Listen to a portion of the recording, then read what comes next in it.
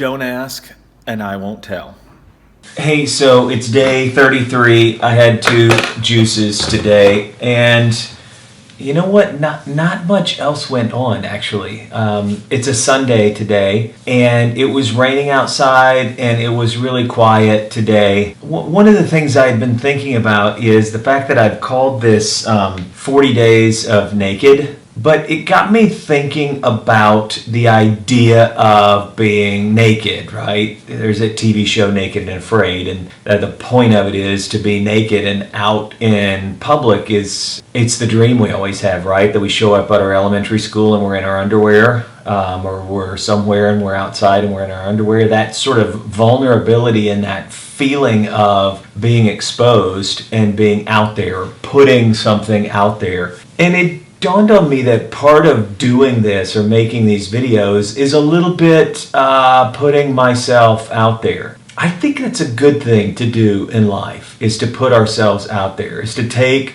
risks, especially when some of those risks, they feel scary. They feel a little bit like you're setting yourself out there and you could fail, could be not good, you could not be as funny as you think you are, as clever as you think you are, as thoughtful as you think you are. And I heard somebody recently say you should do something every day that scares you. Doing this has been a little bit that way, just to be completely honest. The first couple that I made, if you go back and look at them, they're not very good. I knew they weren't good after I watched them, and then it dawned on me, Sean, you can't just stand in your office and talk to your computer or talk to your phone and this be interesting. As we've gone along, they've actually gotten better, and we try different things, and some things work and some things don't. One of the things that I've learned is that doing this and putting yourself out there is a good thing, and that risk like this is a good thing, and putting yourself out there and taking a risk and doing the thing that you are wanting to do. If I can do it, anybody can do it. There's nothing special about me. There's nothing special about anything that I'm doing. I have a phone that most people have. I'm shooting on a camera right now that was just a point and shoot camera we had. I bought a mic and stuck it on the top of it and bought a stand and put it underneath it. It's not like you needed special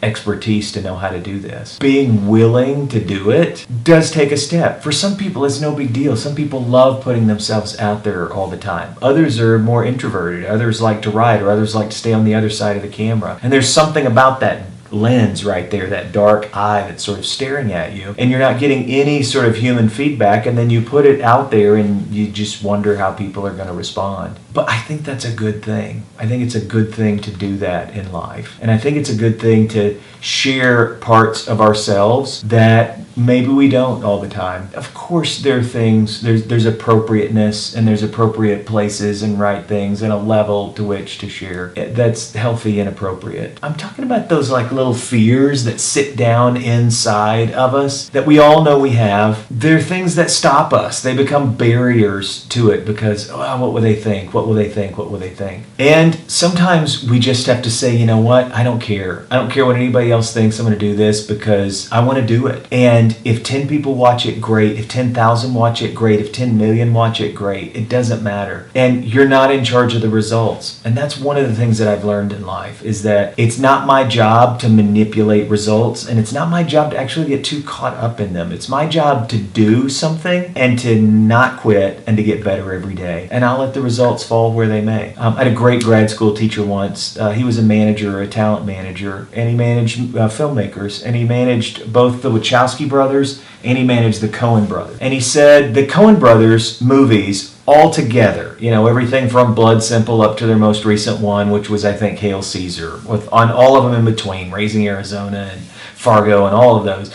He said all those movies combined won't make as much money at the box office as one Wachowski brothers movie, like The Matrix. And he said, but on set, when you watch the Coen brothers and you watch the Wachowski brothers work, he said it was identical. He said they have similar, like almost identical methods. What those two sets of brothers were doing is they were making their art. They were putting themselves out there and they were doing their thing, and they weren't worrying about the results. They weren't worrying if critics loved it or hated it. They weren't worried if they were worried if audiences love it, but they weren't worried if they have hundreds of millions of people around the world watching them or millions of people around the world watching them. It's kind of like Woody Allen movies. He makes one every single year.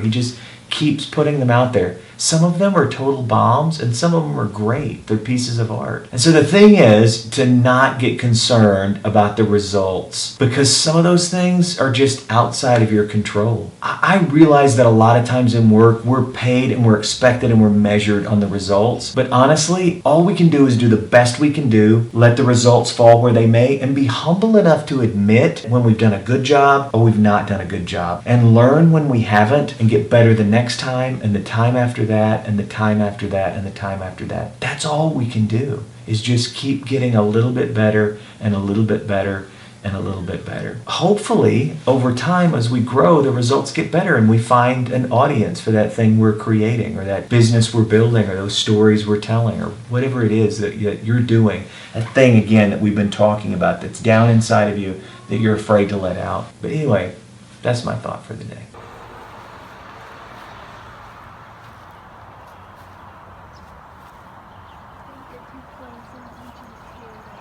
I want to see it fly.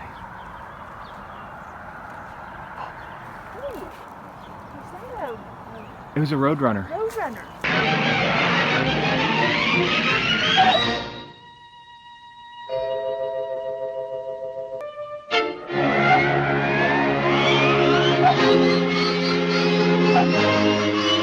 He